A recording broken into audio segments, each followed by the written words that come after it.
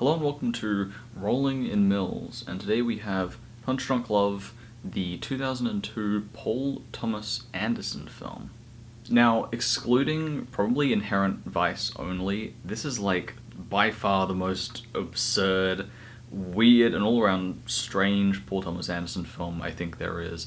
I think Inherent Vice is very comedic and is very strange and is very particularly visual for him, but this is like kind of in a league of its own, even in terms of something like runtime, but this only goes for something like 95 minutes compared to all of his other films, which are basically 2.5 hours to 3 hours plus. For me, Anderson kind of represents like very good usage of basically stealing Robert Altman's style, especially in relation to films like Shortcuts in Nashville, where he does these really great, quite complex character dramas that, they're like quite long films, 2.5 hours plus is common. I think There Will Be Blood is like over 3 hours, and it's these really complex, really great, like slow burning films. And even in something like Inherent Vice, which is kind of crazy, very absurd and surreal, and I love it for that, that's still a really slow burn. It's this really great unfolding mystery film. But here you have this really crazy, maddeningly fastly paced film, and it's only 90 minutes of course, and it reminds me quite a bit of Jacques Tati's Playtime in that it has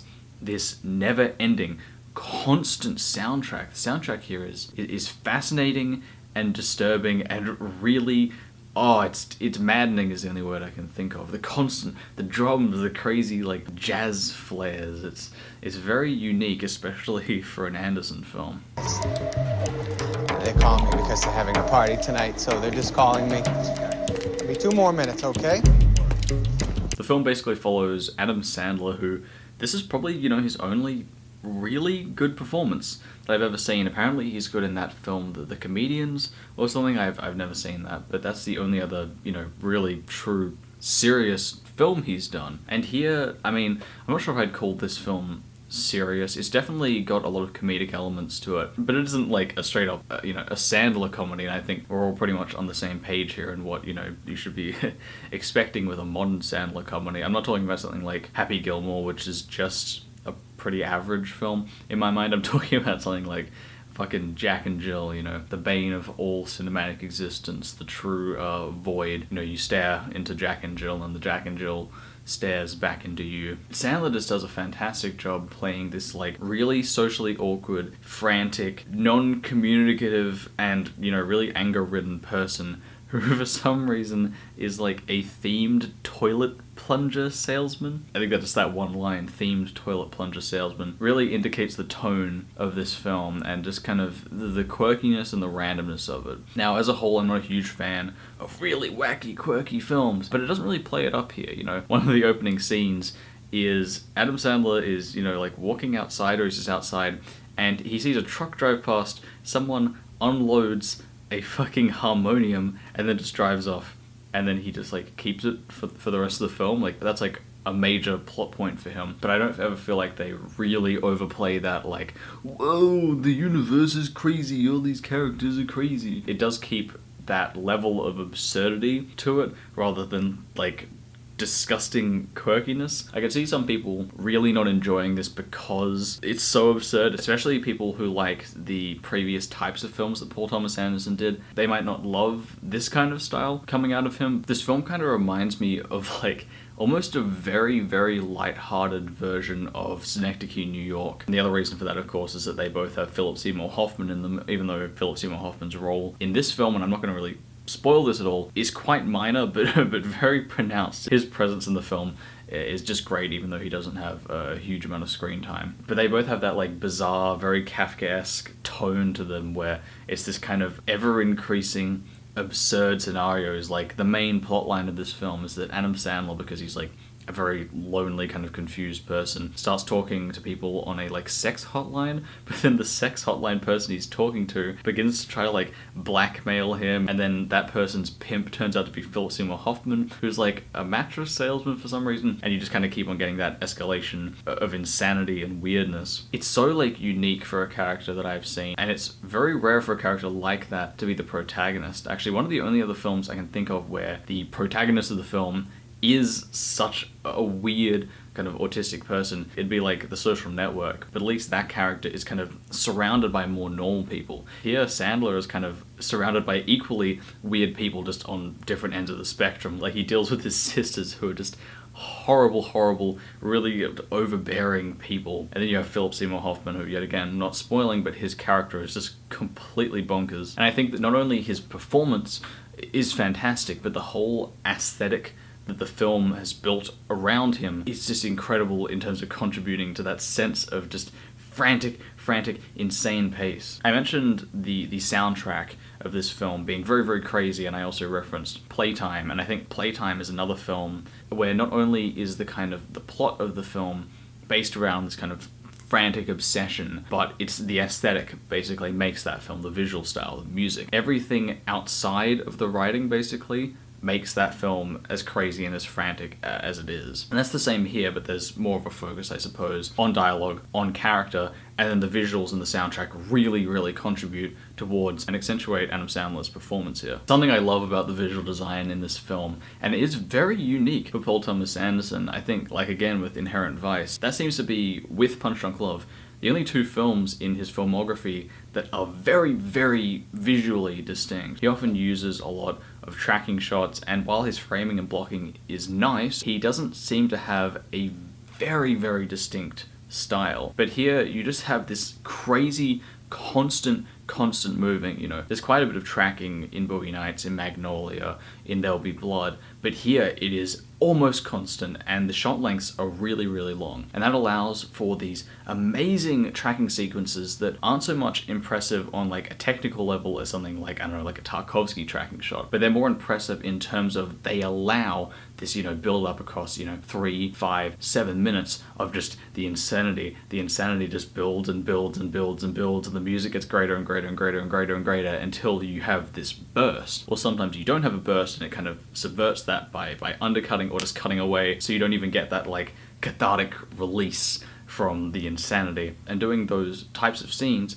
in tracking shots and just having to hold on Sandler pacing back and forth from somewhere, and hearing, say for this one scene, there's all these phones ringing, he's going to another place, he's having to try play some harmonium, all these people are talking to him, he's having to deal with so many things at once, and the music is just it's just killer. And when Adam Sandler does finally burst, because his character is kind of known for violently lashing out, there's this horrible but wonderfully done part where Sandler is going to a house party with his family, with his sisters, and as he walks in the door, you can just hear them like really loudly talking about how he did some like horrible, really embarrassing thing as a child, and they're telling everyone, like their grandkids, and even when they see him, they keep on talking about it and bringing it up, and he really obviously doesn't want to talk about it, but they just keep going, and it's just a really strong sense of cringe and anger going, in tandem, and I think that's quite a unique sensation / tone to go for a film. But like I was saying,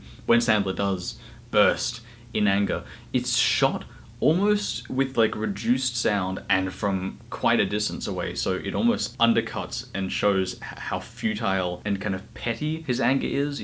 I can imagine in another film we'd see like, the big burst, the big cathartic release to be shot very powerfully, for there to be this like swelling release of music for it to really accentuate the power of it. But here, all of the power comes in the ramp up of the tension, and then the big finale, the climax, is totally undercut in every way through the aesthetic, and I think that's a really cool approach. It's really nice. It's a good tie-in of aesthetic, of tension, underlying, the futility and desperation of his character. And I mentioned the film being Kafkaesque, and I think that's kind of what Kafka's books are all about. It's just this like overwhelming sense of despair, like all these things are bearing down on you, and any attempt to lash out against them just does nothing, and your attempts are all futile. But on the point of visuals, and I do really like it for the most part, there is a very strange use of constant lens flares, and this isn't really something prevalent in really many of Paul Thomas Anderson's other films, and it's really prevalent here. They're in every, almost every scene basically, and I can't really discern why. I'm not inherently against them. I know lots of people just hate lens flares, and I think J.J. Abrams is kind of like the go-to, and I think the guy does overuse lens flares quite a lot, especially like the digital lens flares. I just don't understand the appeal of that, honestly. But I'm not like inherently against them, and I'm not inherently against their use in this film. I'm just not really sure why they're there aesthetically, visually. I don't think they really contribute a huge amount besides just kind of looking cool. But then in that case, why aren't they in Paul Thomas Anderson's other films? And on the point of just kind of random visual elements, there are these strange, like, psychedelic visual interludes between some scenes, and yet again, I'm not sure really what purpose they serve. They seem to be completely removed from the narrative, and they're really quite jarring. Yet again, I don't hate them, I really like the look of them. I checked this out, and they're done by this guy called Jeremy Blake, but I couldn't really find any information on him besides the fact that he was involved in some like weird ritual murder thing that somehow involved Scientologists. All very, very bizarre, but I couldn't really find any reason why these interludes were in this film. Yet again, not because I dislike them, but it was just kind of like, oh, this is cool. Why is it in the film though? Now just onto some other, little random points to close off. I love the way that the harmonium being dropped in the street is shot. As I mentioned, the whole film is pretty flowing. Visually, it's quite nice to look at, but there's just this sequence where when it's dropped, it becomes very, very symmetrical. There's just this series of shots that really just strikes to me of being very much like a Kubrick film. In particular, like the 2001: A Space Odyssey monolith lining up with the planets sequence. It feels like this random event has been like ordained by the universe in some way, or it's caused by that, where everything becomes symmetrical and everything kind of falls into place all of a sudden. Also, I just love the shot where Sandler is like about to board a plane, and he's got his plane ticket, and you see him kind of walking / half like kind of running towards the flight attendants, and it just captures that moment of like, you're too far away from them to kind of start handing out your ticket. And it's the same of like shaking someone's hand, like when you're going in, do you go in from a distance, do you go in too close? And it really just captures that perfectly. As they drew nearer, their eyes locked, uncertain if the other was gonna stop to talk. The person greeted Bill as Bill mixed up the phrases, "What's up?" with "How's it going?"